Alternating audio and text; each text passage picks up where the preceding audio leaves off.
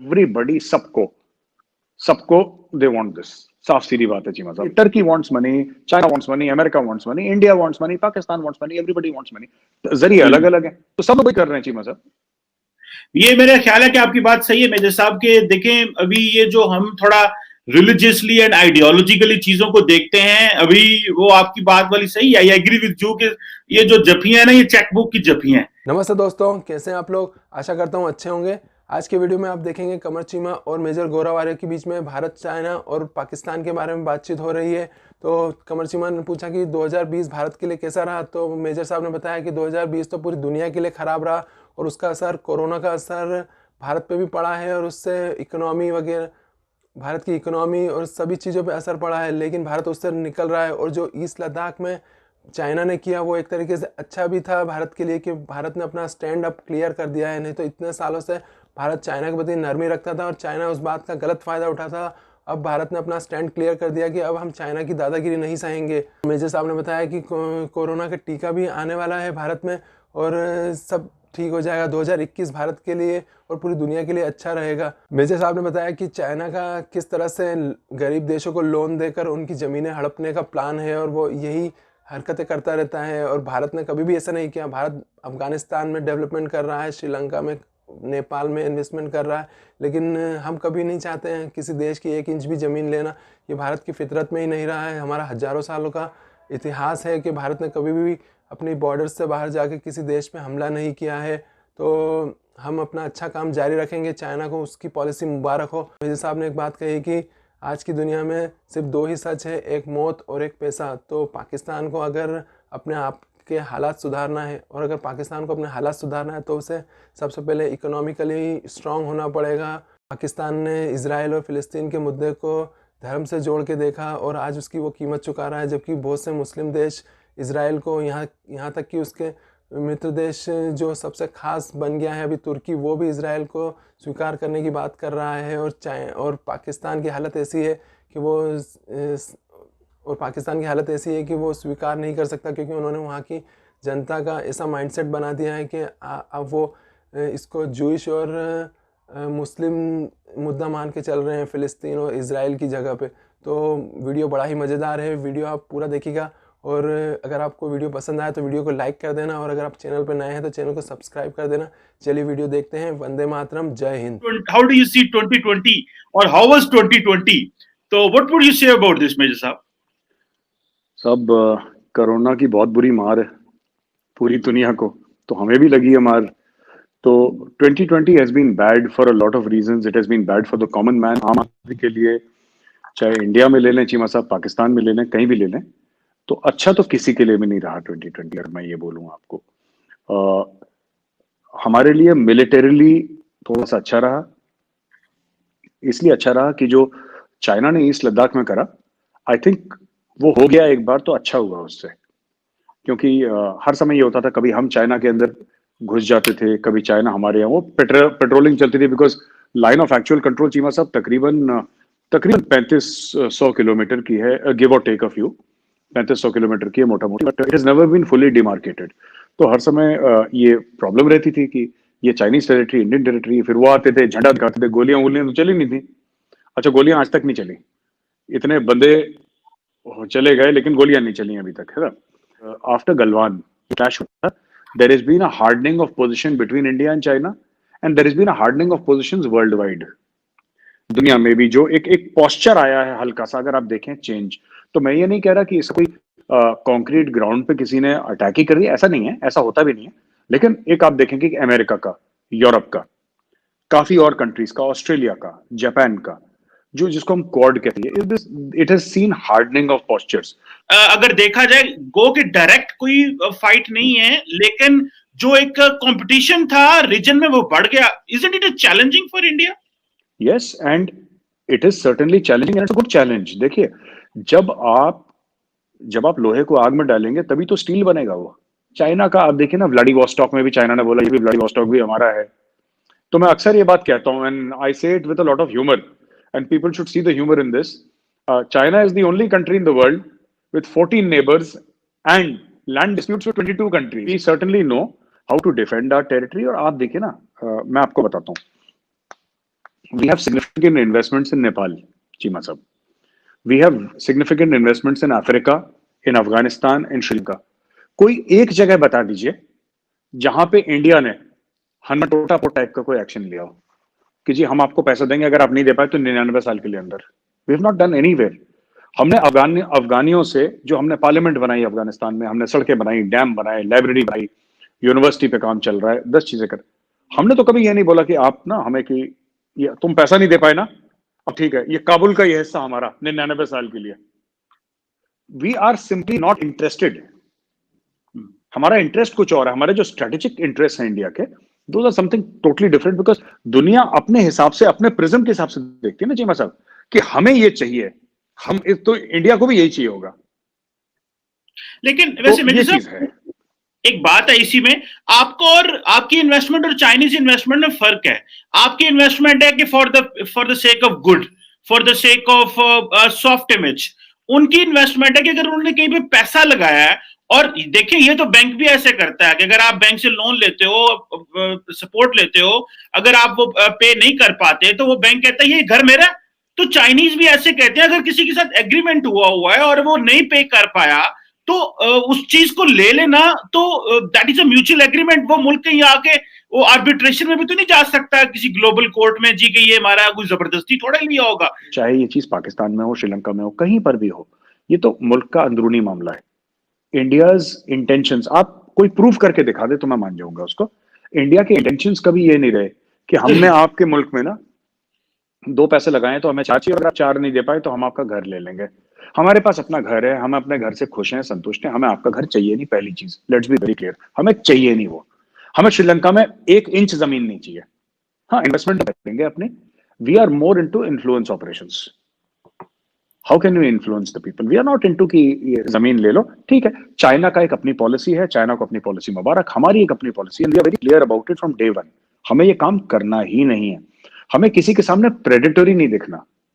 हमने किसी के सामने ये नहीं देखना कि और इंडिया ने कितने हजार साल हो गए, हमने कभी नहीं करा. हम लोग कभी हार नहीं देखना कि हम ये तलवार लेकर, घोड़े लेकर हम किसी का सर कलम कर दें, मार दें उसको कि ये हिंदुस्तान हो गया.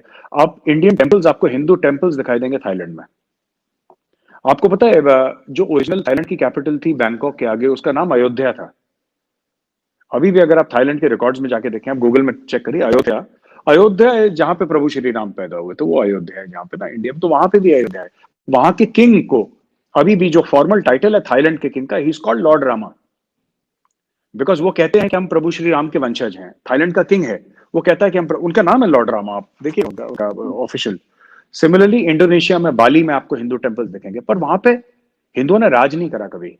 मतलब इन द सेंस कि इंडिया से जो गए और वहां पे किसी को, तो वो हमारा नेचर ऐसा नहीं है. We don't mean harm to anybody. Afghanistan में भी जो हम कर रहे हैं सब, एंड अफगानिस्तान में we will keep on investing.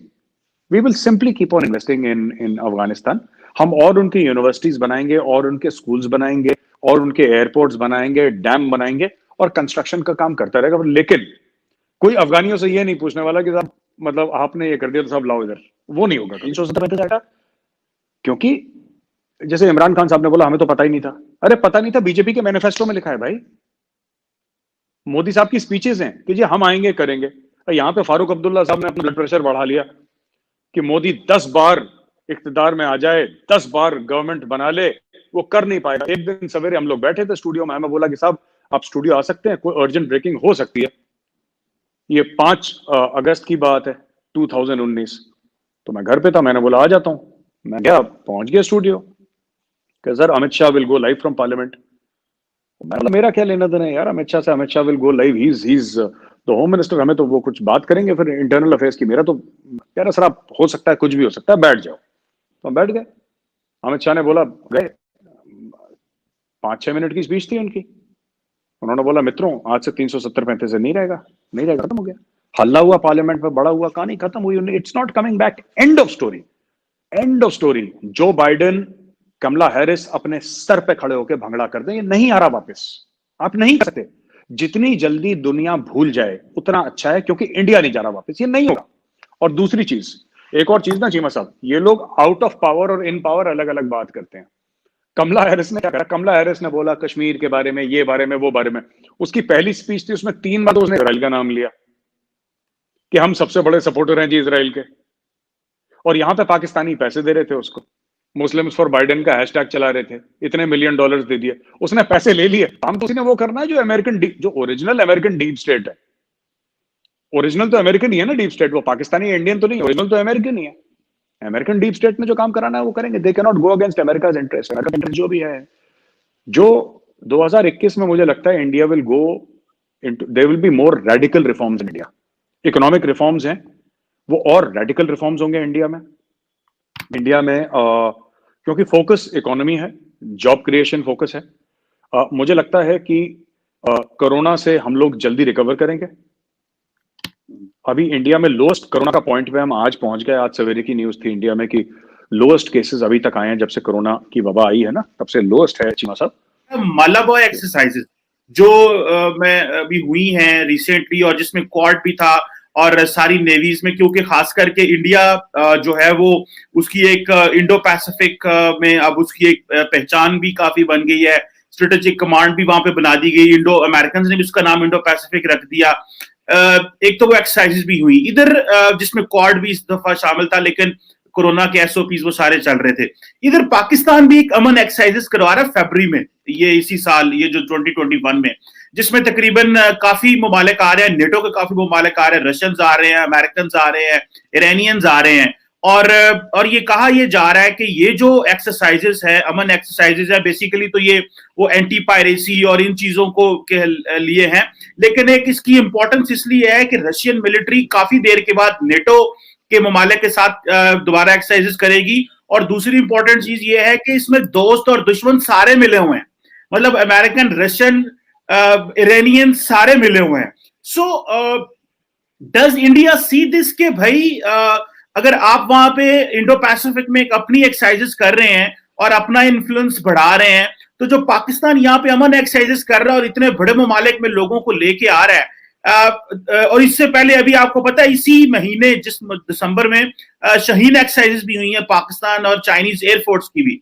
So how does India see these exercises के इसका समझ रहे हैं कि पाकिस्तान का एक जो मिलिट्री इन्फ्लुएंस है वो उसको कैसे खित्ते में देखता है? नहीं चीमा साहब, मैं आपको बताना चाहूंगा जो मालाबार एक्सरसाइजेस है ना, या जो क्वाड है, बेसिकली साफ साफ बात करनी चाहिए, that is to counter Chinese influence. Quad की नेवी जो है वो चाइना से करीब 3 गुना बढ़ी है, 4 गुना बढ़ी है, ठीक है। तो quad is at a different level. जो आपका एंटी पायरेसी का ऑपरेशन हो रहा है, तो ये तो ठीक है, इसमें तो सबको ज्वाइन करना भी चाहिए और एंटी पायरेसी होनी भी चाहिए, क्योंकि पायरेट्स, खासतौर से Somalian pirates, they are this thing, वो तो थ्रेट है ही सबके लिए। तो अच्छी बात है, आई वेलकम इट, करना चाहिए सबको। और क्योंकि जब ट्रेड चलेगी तभी जाके दुनिया में स्टेबिलिटी आएगी, इकोनॉमिक प्रोस्पेरिटी आएगी। एंड पायरेसी इज इससे इंश्योरेंस जो प्रीमियम्स होते हैं शिपिंग के, they are also impact because because of the Somalian pirates. अब काफी हद तक इसमें इंडियन नेवी भी लगी हुई है, और तो ये सब तो होना चाहिए इसमें, it's good. And Russians will go everywhere. Russians तो जाते हैं एक्सरसाइजेस के लिए, इंडिया में तो हर साल आते हैं, उनके ऑफिसर्स यहाँ पे ट्रेन होते हैं, उनके सीनियर कमांड के लिए, हायर कमांड के लिए यहाँ पे ऑफिसर्स आते हैं। तो पाकिस्तान की नेवी बहुत छोटी है। पाकिस्तान नेवी 2009 की बात करूं, उसमें एक डिस्ट्रॉयर भी नहीं है, it does not have a destroyer, it just has frigates. तो अगर कोई ये बोले कि जहां तक नेवल एक्सरसाइज है उसमें पाकिस्तान ने अलाइनमेंट बना ली, अलाइनमेंट तो देखिए हम बना रहे हैं, हमारा सेकंड एयरक्राफ्ट कैरियर आ रहा है, हम लोग थर्ड एयरक्राफ्ट कैरियर बनाने की बात कर रहे हैं, हम लोग 11 डिस्ट्रॉयर्स की बात कर रहे हैं, हम लोग न्यूक्लियर सबमरीन की बात कर रहे हैं। There are 34 ships in India which are being made in India, which are this thing, we are talking to this F-18 Hornet जो एयरक्राफ्ट कैरियर के लिए, राफेल से बात हो रही है। तो एक अलग है, देखिए सब, क्वाड एक चीज है, राइट, क्वाड एक चीज है, बाकी एक चीज है। सो वी आर, देखिए what India is seeking today is global influence. साथ में लेके चलना तो हम कर ही रहे हैं कई सालों से, हम लोग एक अलग चीज कर रहे हैं ना। देखिए मैं आपको बताता हूँ इसके पीछे स्ट्रेटजी क्या थी, कि जो हमारी पहली जंग हुई पाकिस्तान के साथ वो 1947-48 में हुई थी, मतलब जो कि कश्मीर में थी, विच इज नॉर्थ, जाहिर सी बात है। 62 की जंग हुई चाइना में, वो ईस्ट में, नॉर्थ ईस्ट इस एरिया में हुई। 65 में जो पाकिस्तान के साथ जंग हुई चीमा साहब, वो that was in started off in Akhnoor in Jammu and Kashmir, Jammu area, not Kashmir but Jammu area, Akhnoor. और फिर उसके बाद कश्मीर में थोड़ा सा फैली, फिर अपने पंजाब की तरफ भी गई, ऑल दैट तमाशा happened. 71 east and west both, north also. Then Kargil महदूद रह गया एक छोटे से एरिया में ना, लद्दाख के एरिया में। कारगिल इज इन लद्दाख, सो लद्दाख के एरिया में महदूद होके रह गया। जो भी हमारे यहाँ टेररिज्म हुई है, चाहे कश्मीर में हुई है, चाहे पंजाब में हुई है, कहीं पे भी हुई, so all this is north east west upward facing, ऊपर की तरफ फेस करके चल रहा है। लेकिन all the time the threat was below, the threat was from the seas. तो ये जो क्वाड है इट इज वेरी इंपॉर्टेंट, क्योंकि चाइना का 35-40% जो ट्रेड है वो साउथ चाइना सी से जाता है, वो मलाक्का स्टेट से जाता है। China is not yet a military power, China is an economic super power. China को 10 साल लगेंगे, क्योंकि चाइना के पास एयरक्राफ्ट कैरियर कितने हैं, 1, 1.5, अब दूसरा नहीं आया उनका पूरी तरीके से। अमेरिका के पास 10, 11, 12 है न्यूक्लियर पार्ट, वो भी। तो मेरे कहने का मतलब ये है आपसे कि चाइना इज इकोनॉमिक, जो चाइना का जो सुपरस्टारडम है, if I can call that, it is leveraging on that to increase its military strength, जो कि कोई भी मुल्क करेगा, इंडिया भी कर रहा है, सब लोग करते हैं, चाइना भी कर रहा है, उसमें कोई गलत बात नहीं है, that's their own internal policy. मेरा ये कहना है चीमा साहब कि at the end of the day ना, everybody will try to exert influence. सब लोग ये कहते हैं what is in it for me, मेरे लिए इसमें क्या है। मुल्क अपने मफादात देखते हैं, इंडिया यहाँ पे अपना मफादात देख रहा है, और दूसरी तरफ इंडिया और भी चीजें कर रहा है। It is not just military, military can not survive with economics. तो आपने बोला ना कि पाकिस्तान ने अपने ऑप्शंस खोल दिए। देखिए मैं एक छोटी सी बात कहता हूँ ना, मैं 1-2 पाकिस्तानी फ्रेंड्स को बोली तो उनको अच्छा नहीं लगा, तो मैं पहले ही माफी मांग लूं बोलने से पहले, कि कहीं आप बोलें कि जी देखिए, जो हम कहते हैं ना, जो हुदूदी खुद मुख्तारी होती है ना, एक मुल्क का जो जोग्राफिकल खुद मुख्तारी होती है, वो डिपेंडेंट होती है इकोनॉमिक खुद मुख्तारी पे। आप अग्री करेंगे सब कि military is something that a country has to be able to afford. China की अब मिलिट्री आंखें दिखा रही है, इतने साल तक तो सो रखी थी, क्यों? क्योंकि चाइना ने पहले अपनी इकोनॉमी डेवलप करी। अब इकोनॉमी चाइना की वर्ल्ड की सेकंड हो गई है, अब वो मिलिट्री से आंखें दिखा रहा है, पहले तो उसने आंखें नहीं दिखाई। 1979 में तो वियतनाम से हारा था चाइना, बहुत बुरी मार पड़ी थी, लेकिन क्या अभी हारेगा वियतनाम से? बिल्कुल नहीं हारेगा। Now it has become so big, right? तो वही मैं पाकिस्तान को भी कहता हूं कि सिर्फ ना फौज पे डिपेंडेंट होना, I think it will be a mistake. चाहे इंडिया तो कभी डिपेंडेंट थी नहीं फौज पे इतना। तो मैं ये कहता था कि मालाबार एक्सरसाइज हो, अमन एक्सरसाइज हो, दोनों एक्सरसाइजेस चलनी चाहिए। और महदूद, मुझे नहीं लगता कि इंडिया रह गया महदूद, कि उसमें कंस्ट्रिक्ट हो गया, कि India is too big a country, America निगल नहीं पाएगा हमको। 130 करोड़ लोग हैं चीमा साहब, it can't swallow India, and the Indian navy and the Indian army, it's too big. मतलब 15-16 लाख बंदे हैं, मतलब it's massive. I absolutely agree with you कि आपकी जो ज्योग्राफी है, आपकी जो ज्योग्राफिकल सॉवरेनिटी है, वो आपकी इकोनॉमिक सॉवरेनिटी से लिंक है, इसमें तो दो राय ही नहीं है। अगर हमारे पास इतनी बड़ी फौज है और इतने बड़े रिसोर्सेज है, इतना बड़ा मुल्क है, तो अगर इकोनॉमी अच्छी नहीं तो हम कैसे सर्वाइव करेंगे? और इसीलिए पाकिस्तान बहुत ज्यादा इकोनॉमी पे ध्यान दे रहा है, और हमें अपनी जो ऑप्शंस है ओपन करने की कोशिश कर रहे हैं, और बड़े डिफिकल्ट टाइम में ओपन करने की कोशिश कर रहे हैं। हम आप देखें ना, मिडिल ईस्ट में पूरे का पूरा इंडिपेंडेंट जाने की कोशिश कर रहे हैं, गो के हमें पता है कि हम वहां फंस सकते हैं। और क्योंकि हम सऊदीज को भी कह रहे हैं कि हम आपकी बात नहीं मानेंगे, कि हम जो आप हमें लेके चलो हम वो करने को तैयार नहीं है। हमने सऊदियों की बात ना यमन में मानी, ना कतर के साथ मानी, ना ईरान के न्यूक्लियर प्रोग्राम पे मानी। हमने उसके ऊपर आके अपना बैकलैश कश्मीर के ऊपर ले लिया, लेकिन हमने कहा भाई नहीं, अगर हमने इस तरह अगर बन गए तो ये तो हमें जो है ना, जो हमारी इकोनॉमी पहले ही कमजोर है, ये तो घुमाते रहेंगे ऐसे। सो हमने इतने बड़े अलायंस को, हम ये बात कर रहे हैं यहाँ पे कि पाकिस्तान और सऊदी अरब के ताल्लुकात में जो है वो तब्दीलियां आ रही हैं, वो बिल्कुल चेंज हो रहा है, नेचर चेंज हो रही है, लेकिन एक नई लेकिन ताल्लुकात इतने पुराने हैं कि वो उसमें वो दरार इतनी बड़ी नहीं पड़ेगी, लेकिन मामलात खराब हो रहे हैं। So economy is important, military power important है, लेकिन इकोनॉमी इज मोर इंपॉर्टेंट। आखिरी हकीकत क्या है? एक मौत है, एक पैसा है, दो ही तो हकीकत है दुनिया की, बाकी सब तो फ्रॉड है। एक तो मौत है जो आनी सबको है, और दूसरी चीमा साहब is cash. Cash is king. China से सब क्यों डर रहे हैं? क्योंकि चाइना के पास पैसा है। चाइना की मिलिट्री ऐसी तगड़ी नहीं, चाइना ने पिछले 50 सालों को लड़ाई भी नहीं जीती, बट चाइना के पास पैसा इतना है। Everybody wants to be friends with China, that is the only thing. सही है। तो अगर पाकिस्तान अपने आपको इंटरनली मजबूत कर ले, फाइनेंशियली मजबूत कर ले, करप्शन थोड़ा सा उसमें वो कर ले, और तो आपका तो कुछ some of your man power is world class. मेरा ये मानना है कि सिर्फ किसी को कहना कि हमारा मजहब एक है इसलिए आप कश्मीर में हमारी कोई भी पॉलिसी में, कोई नहीं है ऐसे, और आप ये जो अभी क्या उसका बयान आ गया एर्दोगान का, एर्दुगुल गाजी का जो हीरो है अपना एर्दोगान, उसका क्या बयान आ गया? उसने बोला कि इजराइल के साथ हमें क्लोज डिप्लोमेटिक रिलेशंस बनाने चाहिए। क्यों? मैं आपको बता रहा हूं, ये कोई प्रेशर वेशर वाली बात नहीं। देखिए एवरीबडी, सबको दे वांट दिस, साफ सीधी बात है चीमा साहब। Turkey wants money, China wants money, America wants money, India wants money, Pakistan wants money, everybody wants money. जरिए अलग अलग है, तो सब लोग कर रहे हैं चीमा साहब। ये मेरा ख्याल है कि आपकी बात सही है मेजर साहब के देखें, अभी ये जो हम थोड़ा रिलीजियसली एंड आइडियोलॉजिकली चीजों को देखते हैं, अभी वो आपकी बात वाली सही है। आई एग्री विद यू कि ये जो जफियां है ना, ये चेकबुक की जफियां हैं कि भाई मुझे वहां से ये मिल जाए और उसको वहां से मिल जाए, मुल्कों को वहां से मिल जाए। सो सारी बात है कि you must have something to sell, आपके पास कुछ तो ऐसा होना चाहिए। और मुस्लिम वर्ल्ड क्यों करके कश्मीर के ऊपर बात करेगी? ये पाकिस्तान का मसला बनता जा रहा है, क्योंकि दे आर मूविंग फॉरवर्ड। उन्होंने तो इसराइल को रिकॉग्नाइज कर लिया, हमारे हम तो यहाँ बहस भी नहीं कर सकते, क्योंकि बिकॉज ऑफ दी सर्कमस्टांसिस इतने यहाँ पे हार्श हैं कि हमारी जो पिछले 75 साल में इस जो फलस्तीन का और इसराइल का मसला, हमने इसको ज्यूइश मुस्लिम मसला बना दिया है। हालांकि इसको आप जो है ना, एक इसराइली फलस्तीनी मसला होता तो शायद ज्यादा बेहतर होता, ना कि ज्यूइश मुस्लिम मसला होता।